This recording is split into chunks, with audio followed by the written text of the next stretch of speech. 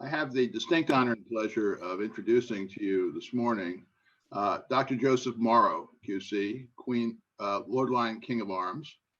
I've had the pleasure of meeting Dr. Morrow on two previous occasions, 2015 at the Loch Norman Games in North Carolina, and 2018 at Tartan Day in Washington, D.C. So we're happy to have him with us this morning, remotely from Scotland. He was with us last year when this conference met in Detroit. Most of us were able to meet physically, but Dr. Morrow was able to join us remotely from Scotland. So he's an old hand at this. Dr. Morrow was appointed to the role of Lord Lyon on 17 January 2014 and sworn in on 27 February 2014 before the Lord President of the Court of Session. As such, he is both a judicial officer in Scotland and a member of the Queen's household for Scotland. Dr. Morrow is a member of the Faculty of Advocates and took silk in September 2015. In 2008, he was appointed president of the Mental Health Tribunal for Scotland. He has previously served as Her Majesty's Commissioner for the Mental Health Commission for Scotland, which was from 1999 to 2006. So Dr. Morrow was a judge before he was Lord Lyon. In 2009, he was appointed as Vice Lieutenant of the City of Dundee, having served as a Labour Party councillor for the Maryfield ward until that year. An ordained priest in the Scottish Episcopal Church, which is a member of the worldwide Anglican community. Dr. Morrow is the incumbent of the Chapel of Glamis Castle, a former Chancellor of the Diocese of Brecon, and an honorary canon of St. Paul's Cathedral in Dundee. From 2004 to 2005, he served as the 108th Grand Master of the Masonic Grand Lodge of Scotland. In 2012, he was appointed Commander of the Venerable Order of St. John, and in 2015, he was promoted to the rank of Knight in that order. Dr. Morrow's interests include ecclesiastical heraldry and the practical application of ceremony to state, civil, military, and ecclesiastical areas of Scottish life. He has over 30 years' experience in the field of heraldry. Good morning, Lyon. Good morning. Good morning. I hope everybody can hear me. Yes, sir. Well, first of all, let me say thank you very much both to Camilla and you, John, for that lovely welcome, and to send my greetings to you all from here in the county of Angus on this lovely winter afternoon. I know it's early with you, but the sun's up here and will soon disappear. And I want to say to you a very big thank you for allowing me to join with you virtually. It's very difficult when there's so many miles that separate us to actually meet, but this experience of doing it on Zoom and other activities enables us to keep our links up. Everybody will have told you in this conference, I'm sure, that this last year has been quite unusual for a variety of reasons. And we've all had to cope with new ways of doing things. And what I want to suggest to you as I do this update on the Court of the Lord Lyon and the activities that I'm involved in, that update is about doing things in a new and different way, because that's how we keep alive these relationships between Scotland and America, North America, and the traditions in which we live. This year, of course, has been remarkable for a very particular reason in Scottish history, a reason that's based here in the county of where I'm presently seated. And that was on the 6th of April, 2020, we celebrated the 700th anniversary of the Declaration of Arbroath. The usual pageantry and celebrations that went alongside those types of events were put on a shelf. And yet, in the ruins of Arbroath Abbey, only a few miles from where I'm sitting, one of the most fundamental things took place that allowed Scottish values and Scottish principles to be moved universally through the diaspora into Europe and then ultimately over the centuries beyond that. The Declaration of Arbroath is one of the most significant documents to emerge from medieval Europe. It's a document that's marked by learning and scholarship, and I always think that that's something that needs to be at the core of what we do in Scottish North American affairs. There needs to be learning and there needs to be scholarship. And I was very privileged in 2019 to visit the University of Guelph Scottish History Group department. Great place, lots of fabulous things. And I saw rare Scottish documents that I wouldn't find here at home, there in Canada. So there's an aliveness, there's a reality, and there's a forward thinking about doing things in a new way out there, which we need to capture. But that started in modern and medieval Scottish history through the document known as the Declaration of Arbroath. Scholarship and learning are the two things that are important. But in the 14th century, the argument for self-determination of the Scottish people was new thinking indeed.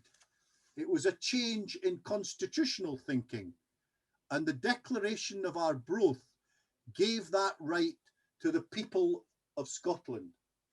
One of the most wonderful entries in the public registers of all arms and bearings in Scotland that are under my responsibility is the saltire, the recognised and identified symbol and flag of Scotland. And it's recorded for and on behalf of the people of Scotland. Powerful words reflected through the Declaration of Arbroath into many other constitutional documents since. So if learning and scholarship is about relationships between Scots and the diaspora, so too is new thinking and new ways of doing things, and to capture something that helps us to move forward.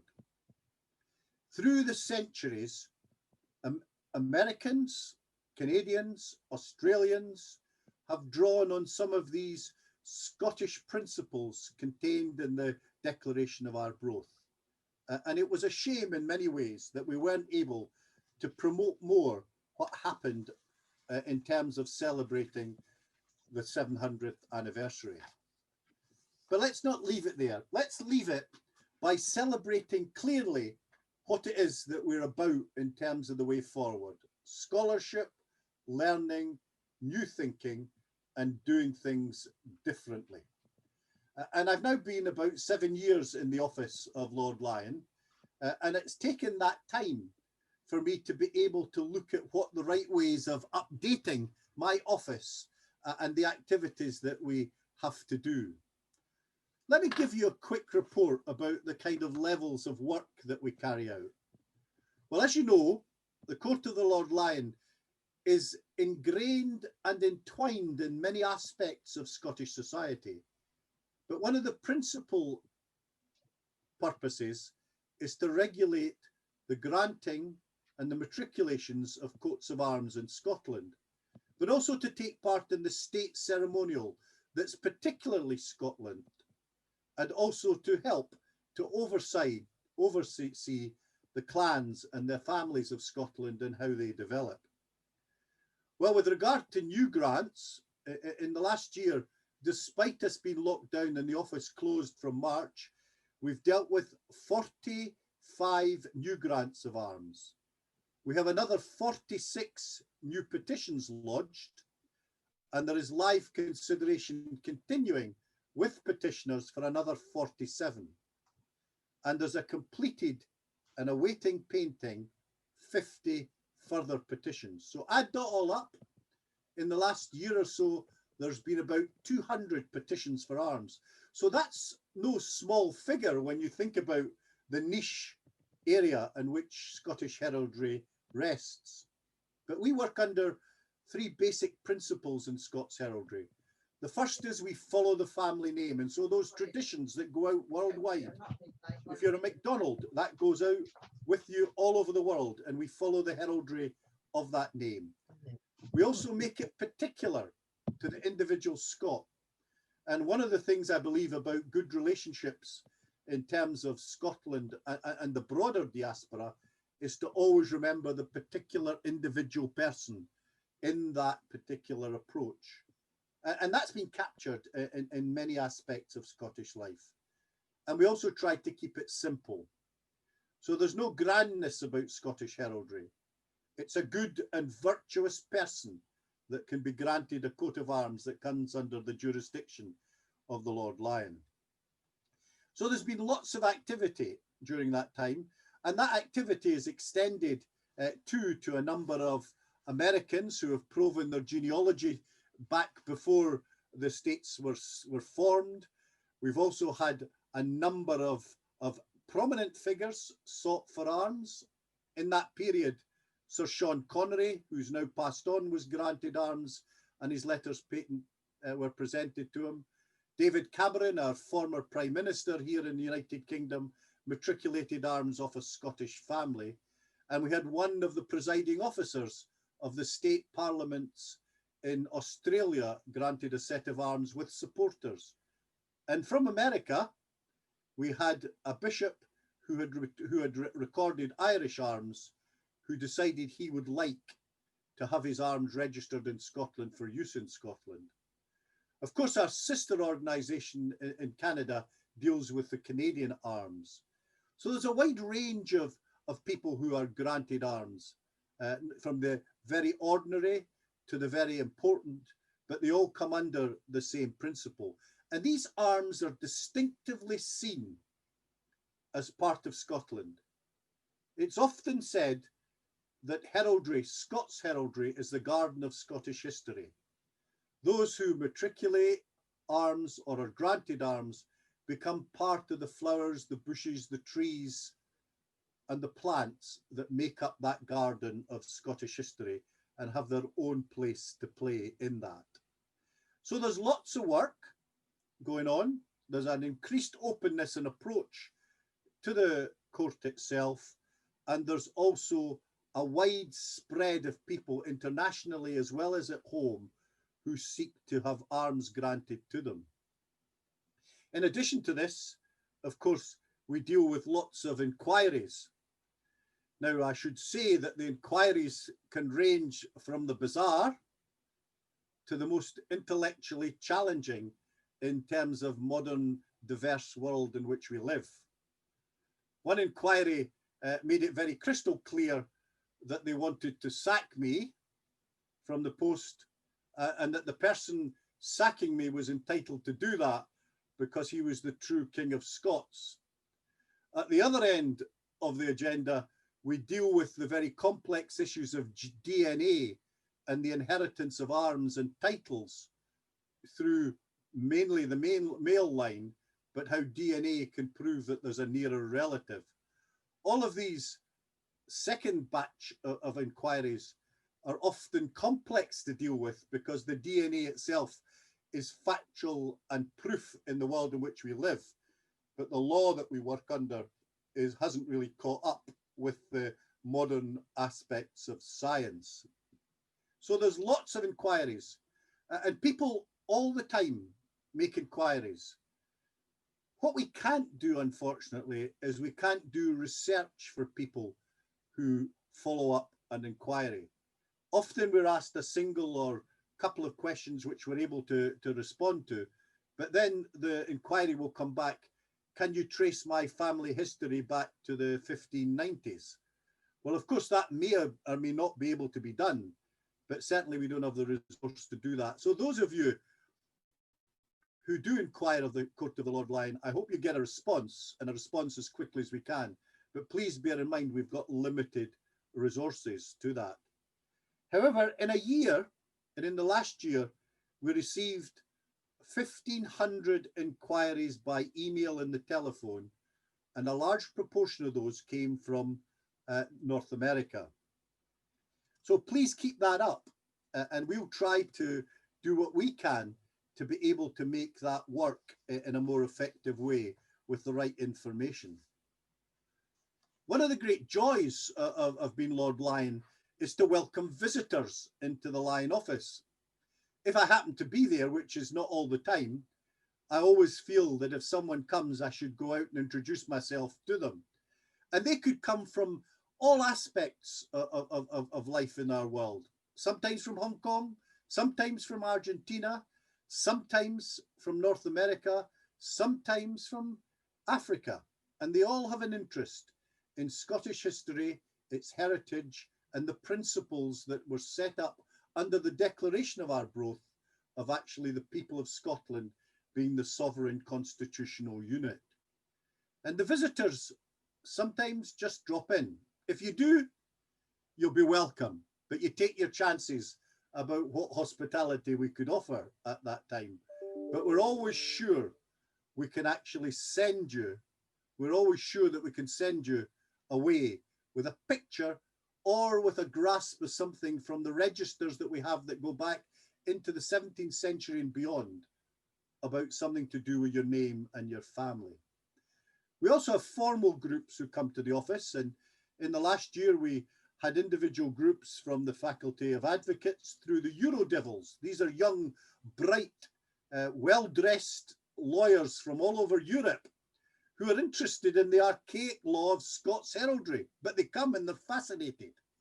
And they feel that, in fact, and told me that from their point of view as young lawyers, they see heraldry as one of the first and foremost branches of intellectual property.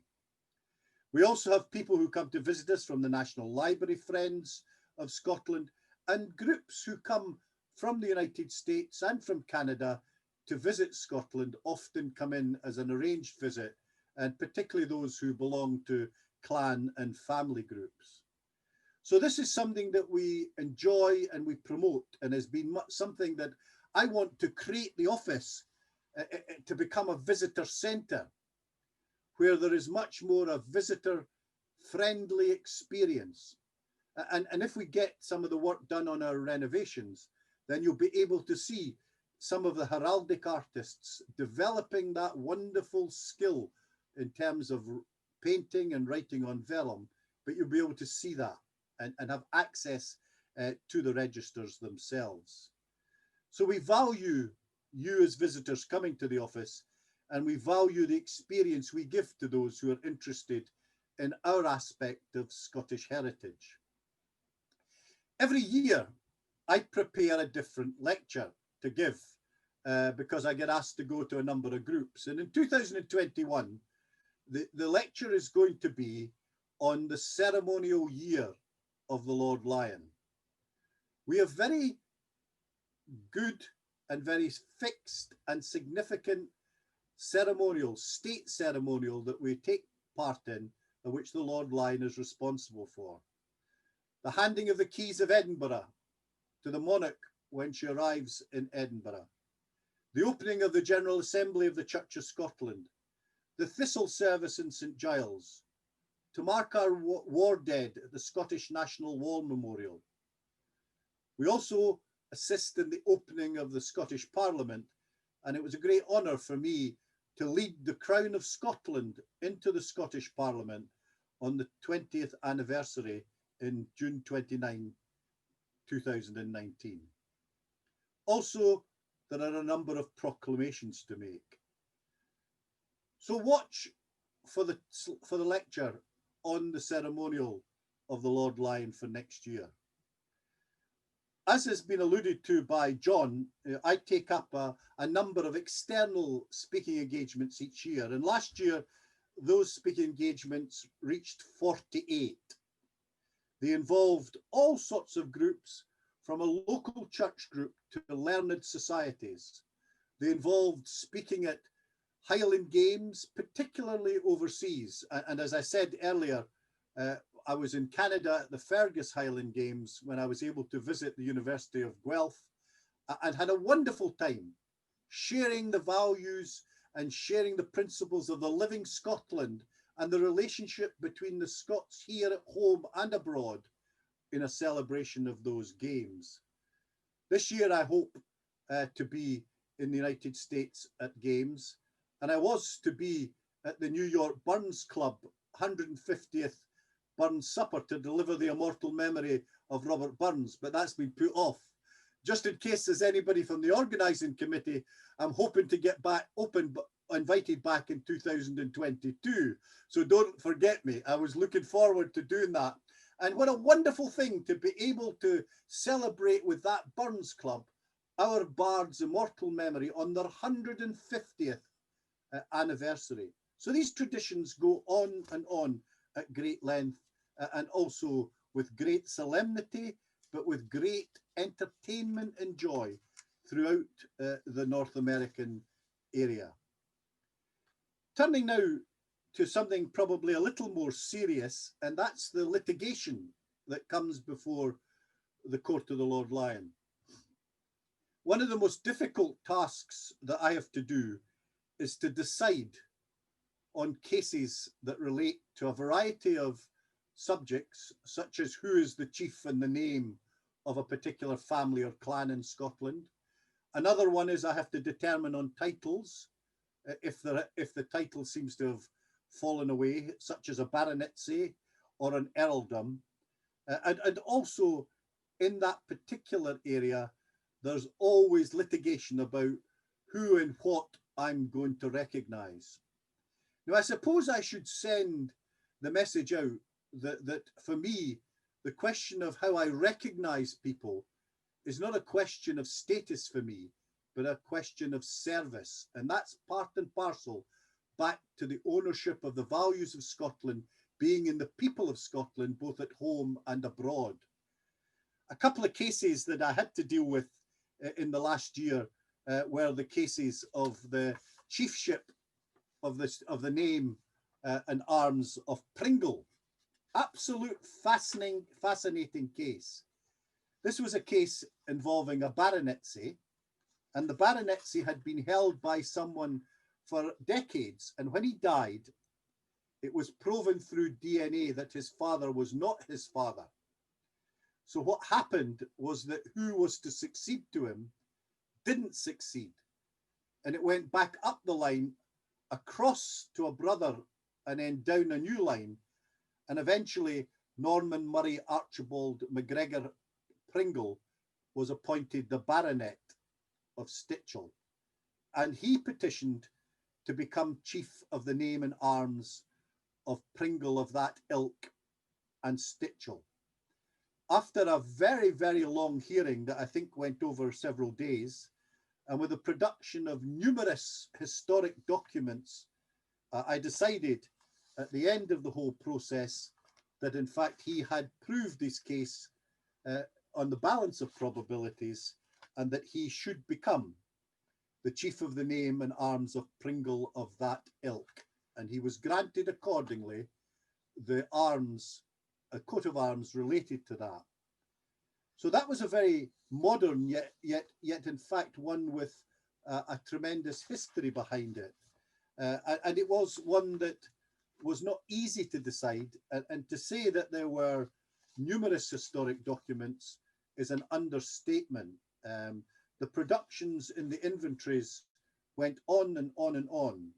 But clearly, at the end of the day, my decision was that he met the requirements of the case. Another quick point is that the Carruthers of Holmain, this again was about the chief of the name and arms of Carruthers of Holmain, and there were two contested people who appeared, and then ultimately on the basis of the material and also because of early matriculations that had been done in the registers held in my office, Simon Peter Carruthers of Holmain was made chief of the name and arms of Carruthers of Holmain. There was some interesting side comments that I made on that particular case.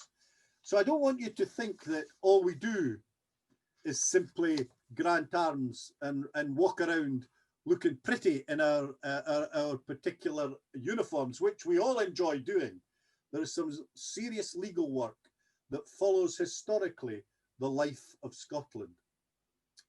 I'm not going to go into it at this particular time, but many of you will be aware that I was taken to the Court of Session by Margaret Hamilton of Rockville over the issue of recognition of feudal baronies. And that case was heard last year and was found in my favour, but that's for a talk rather than for here. I think it's very, it was not a good thing to be taken to the court, but it's certainly something that I feel that in fact once the Lord Lyon is taken to court, if he has a position, has to actually defend it, and I was successful in that particular area. Last thing before I close down is to say we've got lots of new developments. One of the new developments is a personnel development. We've been granted money by the Scottish Government to appoint a new full-time ceremonial office. officer. And Fiona Mackay's taken up that post, and she's to assist us in actually promoting the work of the Lord Lyon's office and the ceremonial of the work. The other thing is, I've started, which will probably be a 7-year refurbishment of the office. There's been very little work done in the office from the late 60s. And if I want to create a visitor's experience, then I've got to get a modernized office to do it with. And the final thing that you might be interested in is that I'm in the process of setting up an independent Lord Lyon's Society, which will attempt to fundraise from things like the Heritage Lottery Fund to be able to digitize all of our registers, all of our court books, and all of our available correspondence. And I want to make it available for everybody to use freely, so that the knowledge that we have and the documents are there will be able to be used worldwide. So that's my report and update for you this year. It's been very exciting, albeit that I've been locked down. And from my point of view, I've probably written more this year than I've written in the last 10 years. I have at least 6 or 7 published articles out now. I've got next year's lecture done, and I've got 2022's lecture half done. So everything there is good things that have come out of the lockdown.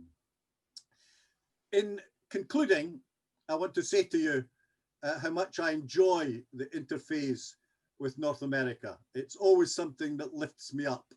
I'm always enthusiastic about the questions, the answers, the challenges, the excitement, and also with the absolute passion of which you do certain things, which actually lifts my heart to see some of the Scottish traditions promoted. I'll let you into a secret about myself. I'm a great ABBA fan. And if ABBA music ever takes the floor of a dance floor, you can't keep me down. But that means too that I quite like the ABBA musicals. And there is a line in a song in one of the ABBA musicals that says, "There is no point in climbing a ladder if it's on the wrong wall." There's no point in climbing a ladder if it's on the wrong wall. I believe the work that you're doing has placed the ladder on the right wall, and it should stay there, based on learning, based on understanding, based on good relationships, based on the principles and the values of the people of Scotland, whether they be here at home or in North America. And what we've got to do, people like Camilla and John and myself, is to climb that ladder that's on the right wall. Thank you for listening to me, and I wish you well with the rest of your conference. Thank you so much, Lyon. We're on a very tight schedule this morning, but we do have a couple of questions I'd like to ask you very briefly to respond to. We have one here from a gentleman of the surname of Forbes, and he's very active in his clan society. I believe he's the president of the society at the moment here in the States, and he wonders if it's possible to come to Lyon Court and scan all of the arms that have been granted to various Forbes over the years for purposes of putting a book together.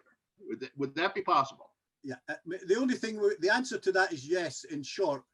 Tell them to contact the office. The other part of that, John, is that if there's any living people with Forbes, then we might have to ask their consent because they own the arms. So but we can sort that out, and we do that all the time.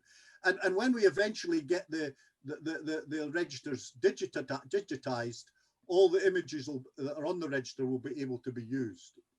I'm a great follower of the Forbes, as you can tell them, because the founding bishop of the Diocese of Brecon, where I am, was Alexander Penrose Forbes, and he was a relative of Gladstone, the Prime Minister, and he came to be bishop of this diocese at 30 years old.